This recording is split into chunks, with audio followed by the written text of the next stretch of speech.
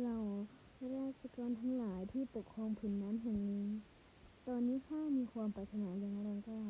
โปรดตอบรับคำเรียกขานของข้าด้วยเถิด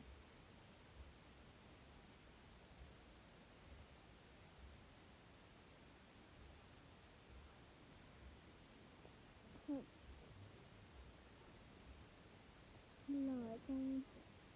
เจ้าเองเหรอ ที่เป็นคนเรียกข้าอาอะข้าชื่อจูดี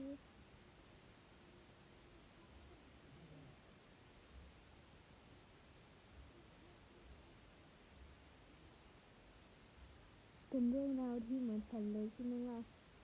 ได้ทำสัญญากับราชาพูดแล้วก็ใช้ชีวิตด้วยกันเหมือนมนุษย์ทั่วไปชอบใจอะไรนักนะคราวนี้ก็อย่าทำพลาดอีกล่ะเอ้ยขอบคุณนะ ถึงจะเป็นลูกครึ่งเอลฟ์แต่ก็ยังอ่อนแออยู่ดีสินะ ต้องคอยดูแลอยู่ข้างๆตลอดเวลาแค่แล้วอะไรเชื่อดูสิข้าลองคิดมาอย่างที่ทั่วแล้วล่ะอะไรข้ามีความปรารถนาอยู่ประมาณหนึ่งจะให้ช่วยข้าใช่ไหม พูดมาสิข้าต้องฟังก่อนแล้วค่อยตัดสินใจอีกทีช่วยแบ่งพลังที่เอ็นไลท์มีอยู่ให้ข้าหน่อยได้ไหมมากแค่ไหนล่ะสัก1/10ถ้าข้ามอบพลังให้กับนางไปล่ะก็นางจะสามารถเป็นแม่มดระดับ8ได้เลยแต่ถ้าเพื่อผู้หญิงคนนี้แล้วล่ะก็ถึงข้าจะร้องขอออกไปแบบนั้นก็เถอะแต่มันให้กันได้จริงๆใช่ไหมแค่นี้นะไม่เท่าไหร่หรอกนะเอ็นไลท์ขอบคุณมากเลยนะเอาล่ะนี่คือสิ่งที่มีชีวิตที่เกิดจากเลือดของเจ้าและพลังของเอ็นไลท์เด็กนี่จะไปเกิดอยู่ในครรภ์ของเจ้าถ้างั้นไว้เจอกัน10 เดือนหลังจากนี้อืดอืดลูกแม่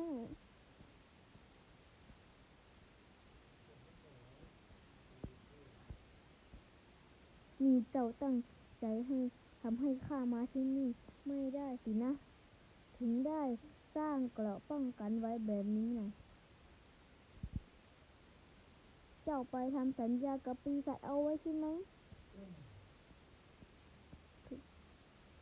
ตอบสิใช่แล้วล่ะเป็นอย่างที่เจ้าพูดทำไมถึงได้ทำอะไรที่มันเสี่ยงแบบนั้นเนี่ยมันเป็นเรื่องที่เอ็นไลท์ไม่จำเป็นจะต้องมาใส่ใจหรอกนะมีเจ้ากำลัง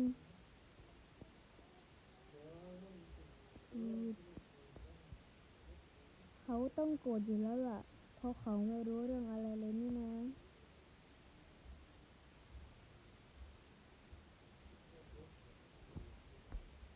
สวัสดีลูกรัก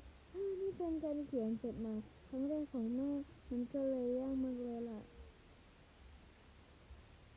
ถ้าไม่ได้ยินลูกพูดคำว่าแม่ออกมาจากปากสักครั้งแม่ก็คงไม่ต้องการอะไรอีกแล้วลูกรักแต่แค่ลูกได้เกิดมาบนโลกใบนี้ก็นับว่าเป็นพรที่ล้ำค่าของแม่แล้วล่ะแม่นี่ช่างเป็นคนที่ร่มให้เสียจริงแม่นะคงไม่มีโอกาสได้เจอหน้าลูกเพราะในตอนที่ลูกเกิดมาแม่ก็จะหายไปทันทีบอกว่าลูกจะไม่ถามหา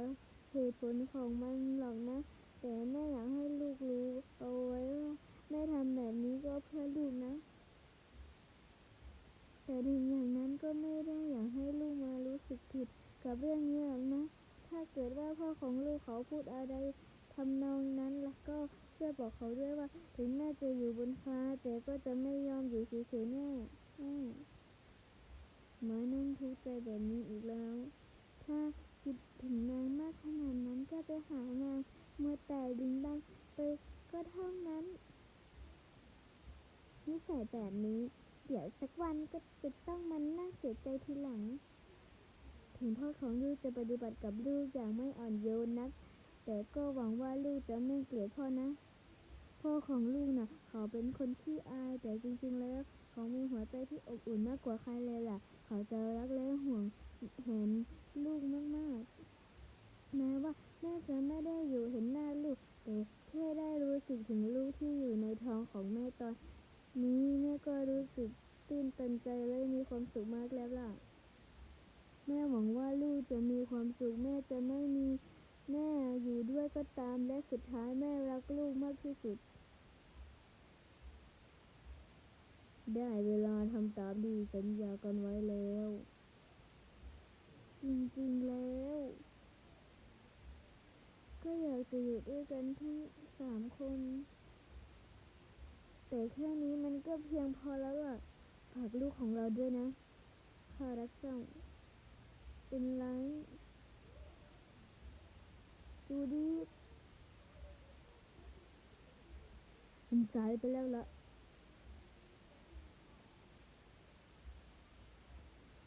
นี่มันเกิดเรื่องอะไรขึ้นกันแน่จูดี้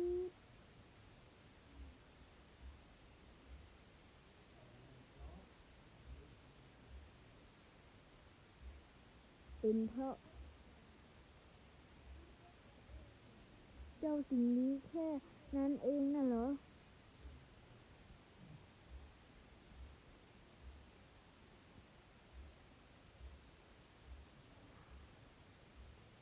ไม่